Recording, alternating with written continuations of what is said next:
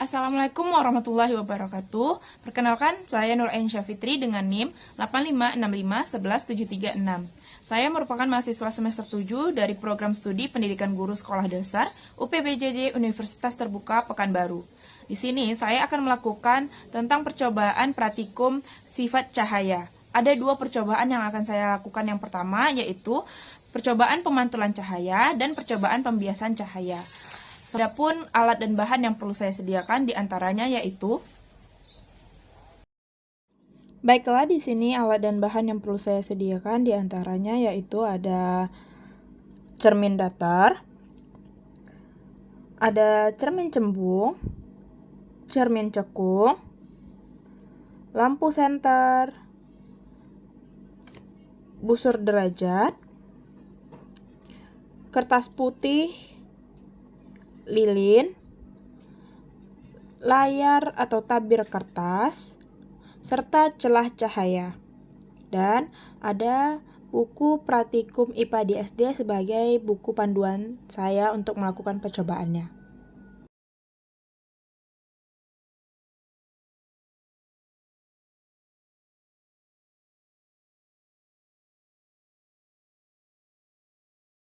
Baik, untuk percobaan pertama ini saya telah menyusun rangkaian celah cahaya dan saya menyalakan senter, mengarahkan senter ke lubang-lubang yang ada. Pertama, perhatikan hasilnya ketika semua lubang pada ketiga kardus berada dalam satu garis lurus, maka cahaya dari senter dapat melewati semua lubang dan terlihat keluar di sisi depan kardus.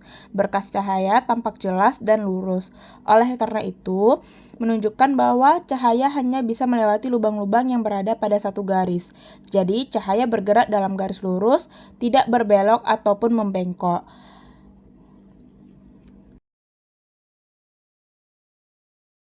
Selanjutnya di sini ada cermin datar dan busur. Kita akan melihat pantulan yang dihasilkan dari cermin datar. Cahaya yang datang pada 30 derajat akan dipantulkan pula pada sudut 30 derajat. Dan pada saat sudut datang 45 derajat, maka pantulannya juga membuat sudut 45 derajat terhadap garis normal. Lalu berkas datang 70 derajat, cahaya yang dipantulkan pada sudut 70 derajat pula. Dan terakhir pada sudut datang 90 derajat menghasilkan sudut pantul 90 derajat pula.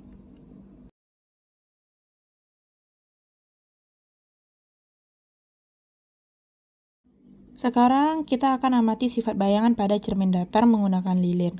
Saat lilin diletakkan di depan cermin datar dan jaraknya diukur menggunakan penggaris 15 cm, maka terlihat bahwa bayangan lilin berada pada jarak yang sama di belakang cermin. Jika lilin berada di 15 cm dari permukaan cermin, maka bayangannya pun sama juga tampak 15 cm. Nah, ketika lilin kita geserkan ke kanan ataupun ke kiri, bayangan lilin juga ikut bergeser ke arah yang sama. Perpindahan bayangan selalu mengikuti posisi lilin secara tepat. Hal ini menunjukkan bahwa bayangan pada cermin datar selalu memiliki sifat maya, tegak lurus, ukuran sama dengan benda, terletak sama jauh di belakang cermin seperti jarak benda di depannya, serta bergerak mengikuti benda. Selanjutnya, pada pengamatan cermin cekung ini, jarak benda 5 cm dan jarak bayangan 8 cm menghasilkan bayangan yang tampak lebih besar, tegak, dan bersifat maya, karena benda berada di depan titik fokus cermin.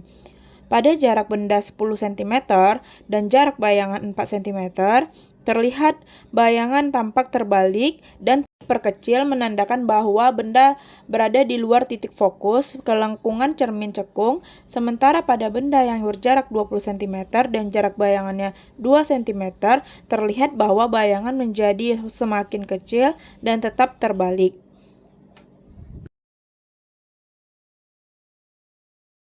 Sekarang pemantulan cahaya dengan menggunakan kaca spion atau cermin cembung.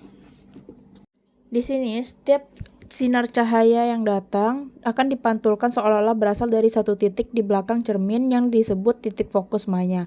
Berbeda dengan cermin datar dan cermin cembung selalu memantulkan cahaya dengan cara menyebarkan sinar pantul.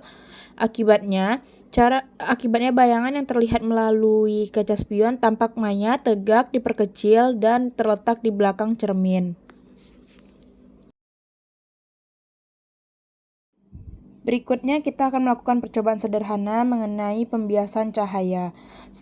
Saya menggunakan air yang ada di dalam sebuah gelas bening dan satu buah pensil. Saat pensil dimasukkan ke dalam gelas yang berisi air, terlihat bahwa pensil tampak patah atau terputus ataupun bergeser pada permukaan air. Bagian pensil yang berada di dalam air terlihat tidak sejajar dengan bagian yang berada di luar. Ini terjadi karena cahaya yang berasal dari bagian pensil di dalam air harus melewati dua medium yang berbeda, yaitu air dan udara. Ketika cahaya berpindah dari air ke udara, kecepatannya pun berubah, sehingga arah cahaya dibelokkan. Pembelokan cahaya inilah yang disebut dengan pembiasan.